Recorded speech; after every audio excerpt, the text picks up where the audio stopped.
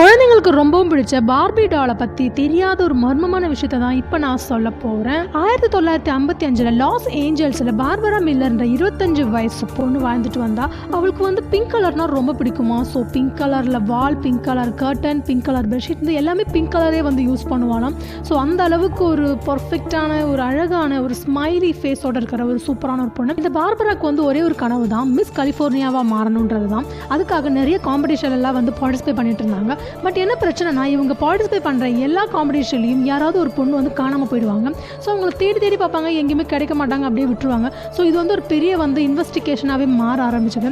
Barbara மேலே இருந்த ஒரு சின்ன சந்தேகத்தினால இவங்களோட வீட்டோட பேஸ்மெண்ட் செக் பண்ணி பார்த்துருக்காங்க. அப்போ அங்கே நிறைய பொண்ணுங்களோட ட்ரெஸ், அதுக்கப்புறம் அவங்களோட திங்ஸ் எல்லாமே இருந்திருக்கு.